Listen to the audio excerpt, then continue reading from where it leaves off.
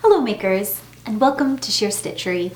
I'm Catherine Harris, and if you're new here, I do sewing and DIY tutorials each week. So smash that subscribe button so you can catch more. This week, I wanted to share with you the Deer and Doe pattern called the Cardamome Dress. Now, this pattern has caught my eye for a little while now, so it's not a new pattern, but it is something that I've really wanted to make, and I finally took the plunge, bought the pattern, and got some gorgeous art gallery fabric that is Oikotex certified, which really speaks to my heart, and decided to whip this up. So I have a sew along, and then after the sew along, I've got a pattern review so that we can talk about all the things that I liked and didn't like about the pattern. So let's get to it. Bum bum bum ba-dum ba-dum bum bum bum bum bum ba-dum ba-dum bum bum bum bum ba-dum ba-dum bum bum bum bum bum ba-dum ba-dum bum bum bum bum ba-dum ba-dum bum bum bum bum bum ba-dum ba-dum bum bum bum bum ba-dum ba-dum bum bum bum bum bum ba-dum ba-dum bum.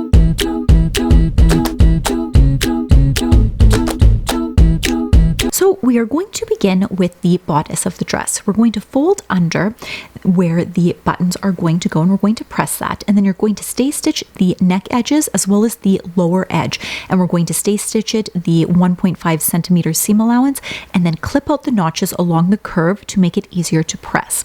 Now you'll notice I have two stitching lines here. One is in white and one is in the fabric color. That is just so it doesn't fray. It's not necessary.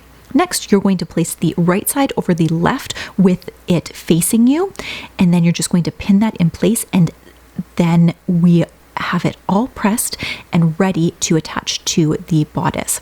Next, we're going to gather the lower half of the bodice here using two long stitching lengths and just gathering that in. The next thing we're going to do is we're going to take the yoke and we are going to match them up based on the notches on both of the patterns. And so that would be where the gathering starts and ends, and then the shoulder seams, and you can pin that in place because it's flat. Next, you're going to fiddle around with those gathers until they look just the way you want them to. Now, if you aren't using piping, you can stop here and just stitch it in place, but I am going to add some piping details on. So I'm going to pull that off, and then I am going to place the piping right along the edge where it is folded under in that seam allowance, and then I am going to stitch as close to that edge as I can. So once that is all stitched, we are ready to place it on. And then we're going to match those same notches again up at the shoulder seams and where the gathering lines start and stop.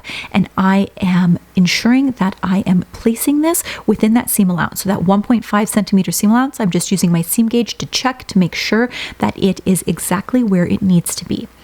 Now that it is all pinned in place, we're going to pop over to the sewing machine and we are going to stitch that on. And I found using a zipper foot was really nice to get nice and close to the edge. Now, that being said, I did not stitch along the white of the piping. You can see I finished the edges with some serging as well. So it wasn't laying quite flat. So when I placed it on my bodice, it kind of popped up a bit. So what I'm doing is I'm just going to hand stitch in the ditch here along here, and I'm using the white thread that matches the piping, and I'm just going along and tacking it down, and I found that that really helped that piping to lie flatter along my chest. So next we are going to do the exact same thing with the back. So you add the piping the same way you did to the front, and then I am just marking that seam allowance of 1.5 centimeters, and I am going to place the back right on top. And if you weren't doing the piping, you'd do the exact same thing with the folds.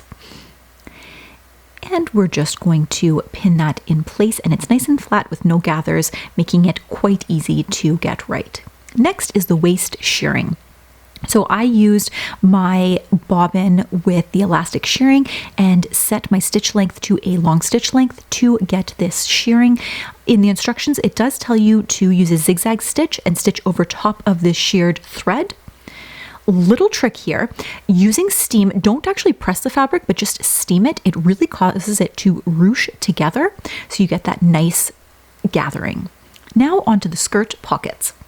So we are going to match up the edges of the skirt pocket, stitch them down, and then because it is a curved seam, we are going to clip those curves so that we can press it nicely. So then you're going to get out your iron and give it a nice good press. I like to press from the wrong side so that I can roll just slightly the exterior edge so you don't see any of that seam, and then we're going to top stitch that in place. Now we are going to do the pocket facing, and we're going to attach just the pocket, and we're going to stitch the pocket bag together. And so you can see I have stitched that as well as gone ahead and serged those seams. The next thing that we're going to do is we're going to tack the sides and the top, and we're just going to baste that in place so that it stays put. Now we're going to attach the skirt to the bodice of the dress. So we are going to pin this in place, and you're going to be careful to ensure that the fabric is not crinkled or wrinkled underneath, because we don't want any puckers. Now it should match up exactly, so you're just going to want to stretch out that shirring that you have put in place.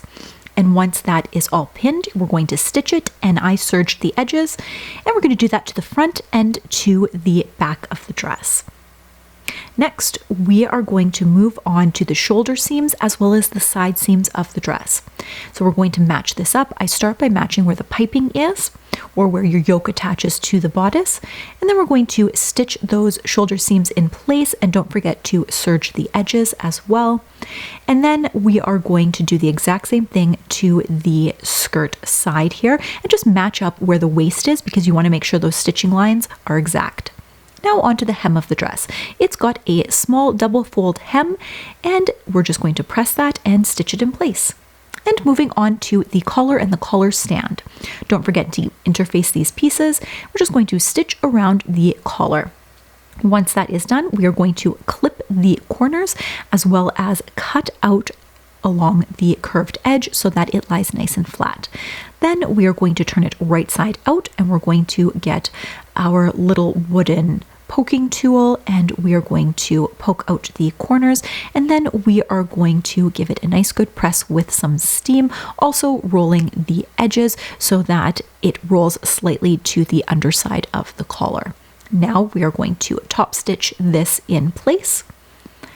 And once that is done, we're going to get our collar stand out. And don't forget to interface that one piece as well.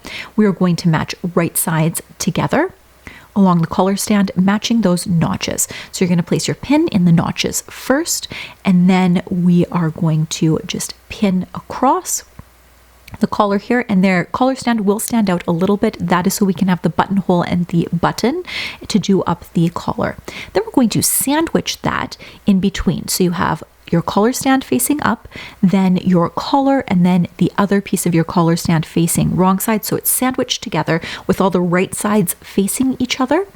And then this will finish the bottom edge of that collar stand as well, because we're going to stitch all along, including that curve. But don't forget to leave a small portion at the bottom that we haven't stitched, which happens to be the 1.5 centimeter seam allowance. You're going to clip those curves, and then we are going to turn it right side out and give it a nice good press, and some steam really helps with this, and with the interfacing and the crisp cotton poplin, it presses so very nicely. Next, we are going to match up our notches along the back of the collar stand, and we are going to press this, or pin this in place, sorry. And then we're going to pop over to our sewing machine once we've got this all pinned, and we are going to stitch along the inside of that. So now that that is done, this is what it's going to look like. So you're going to have your collar stand, and then your inside collar stand here is when we are going to attach the label, if you're going to put a label on. And I also decided to put this Oikotex label in because our gallery fabrics, on the salvaged of their fabrics, have some beautiful things. They even have hashtags on there. So I decided to add that in as a tag because it looks so beautiful. And then I hand stitched that collar stand in place so you wouldn't see it. And then I started to add the buttons and the buttonholes to the placket there. Next, we're going to finish the armholes, and we're going to use this with some bias binding. Now you can cut your own. I am just using some that I had in my stash that happens to go quite nicely with this fabric. It's a nice rusty gold color, and we are just going to attach this on. And then you are going to stitch it, and you want to make sure that the raw edges are facing the same way. So once that is stitched on, it will look something like this, and then we're going to fold it to the wrong side and stitch that in place, and that's what your armhole edge will look like. And it is all done and ready for you to wear. This is such a cute dress and oh so cozy. So now that we've constructed the cardamome dress, I thought I would chat a little bit about some of the things that I liked and didn't like about the pattern. So Deer and Doe make beautiful patterns. They are one of my favorite indie pattern designers, and this dress is no exception. So some of the details that I love is the fact that it's got a collar with some buttons going down a placket, and it's got a bibbed bodice that does go around on a yoke along the back of this dress. Now, I really like this because shirt dresses are definitely one of my staples, and it does have a bit of a vintage feel to it. But the thing that really throws it over the edge is the fact that the waist is elasticized with shirring. So it is incredibly cozy, but also incredibly flattering. So it gives you that nice silhouette where it cinches it in, and then it's got a nice A-line skirt that comes down. So it's not too big and over the top. So you can get away with wearing this every day, and I think that you will get a lot of use out of this. It has some decent sized pockets that I really like, as well as some finishing details around the arms. Now, originally I was going to do the long sleeve version of this, but what ended up happening is I didn't order enough fabric. So I was able to cut out just the pieces for this, and then I didn't have enough for the sleeves of the dress, which I'm just kicking myself because the sleeves are nice and poofy and very on trend right now. So I think I'm going to make this dress again with the sleeves and maybe some different fabric, and maybe I will browse the art gallery fabrics and see what they have and maybe choose another pattern from the same collection here. Now, one of the things that I would change when constructing this is the time in which we put the buttonholes on. So it has you put the buttonholes on at the end after everything has been constructed. But what I found when you got close to the top on this collar here, there's a decent amount of bulk. So what I would do is I would trim down those seams and install those buttonholes on before you connect the placket here to the rest of the dress. You can still do it, just make sure you trim down those seams to reduce some of that bulk that you have in there. Other than that, I found it came together like a dream. I did do one thing differently. I did my shirring where I used the elastic thread in your bobbin. In the pattern instructions, it tells you to lay out your elastic thread and then zigzag over it. So I'm not sure if that is a different design detail and how that would come together, and if the shirring would look a little differently with the zigzag. So I'm kind of kicking myself for not testing that out, but I already had some shirring in a bobbin, some elastic thread that I had left over from the sienna dress from Sew Over It that I had made not that long ago, and I thought, why not just use this? So let me know what your favorite Deer and Doe pattern is in the comments down below. If you enjoyed this video, don't forget to give it a big thumbs up. And until next time, makers, let's get our sewspiration on.